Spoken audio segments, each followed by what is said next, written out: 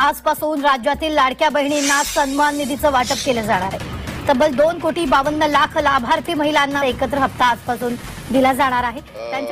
आम्ही जूनला योजना जाहीर केली, ते पैसे देत असताना ते बारकाईनं सगळं नियम तपासायला वेळ मिळायला पाहिजे होता, तेवढा दुर्दैवाने मिळाला। बहिणीची योजना ज्यावेळेस आम्ही आणली आणि जाहीर केली त्यावेळेस 2,50,000 वार्षिक उत्पन्न त्याच्या आत असणाऱ्यांनाच ती योजनेचा लाभ द्यायचा होता, 2,50,000। परंतु नंतर वेळ कमी पडला आणि हे सगळं तपासण्यामध्ये आम्ही जूनला योजना जाहीर केली।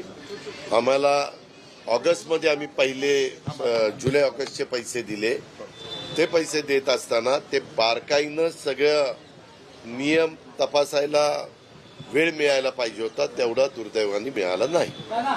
एक ऐक जरा दादा काय दादा मागे जे कुणाला दिलेले आहेत त्यांचे कुणाच्याही लाडक्या बहिणीचे पैसे घेतले जाणार नाही, परंतु ज्या लाडक्या बहिणीकडे 4 चाकी वाहनं असतील, ज्या लाडक्या बहिणींचं उत्पन्न 2,50,000 वार्षिकच्या पेक्षा जास्त असेल, ज्या लाडक्या बहिणींच्या संदर्भामध्ये ती संजय गांधी निराधारचे 1,500 रुपये घेत असेल आणि इकडेही 1,500 रुपये घेत असेल, तर तिला संजय गांधी निराधारचे 1,500 रुपये आम्ही चालू ठेवायचा निर्णय घेणार आहोत आणि इकडचे 1,500 रुपये त्या ठिकाणी बंद करणार आहोत।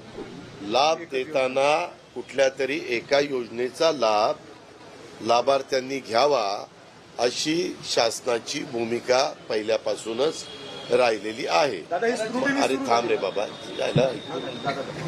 त्याच्यामध्ये केंद्र सरकारने 500 रुपये महिना हा आमच्या शेतकऱ्यांना सुरू केला, म्हणजे 6,000 रुपये वर्षाला। तशाच प्रकारची योजना राज्य सरकारची पण आणली, 6,000 रुपये वर्षाला म्हणजे 500 रुपये महिना। ती मात्र केंद्राची वेगळी योजना आहे, राज्याची वेगळी योजना आहे। असे 6,6 12,000 रुपये आमच्या शेतकऱ्याला त्या ठिकाणी मिळतात। परंतु राज्याच्या ज्या श्रावणबाळ योजना असेल किंवा राज्याची संजय गांधी निराधार योजना असेल, राज्याची लाडकी बहिणीची योजना असेल किंवा इतर अनेक योजना असतील, त्याच्यामध्ये एकच लाभ त्या लाभार्थ्यांनी घ्यावा। आम्ही आता ऐक ना, आम्ही हे सगळं आधार कार्डची लिंकअप त्या ठिकाणी करतोय आणि आधार कार्डची लिंकअप करून त्याबद्दल पुढची कारवाई करतोय, कारण मध्ये तुम्हीच पेपर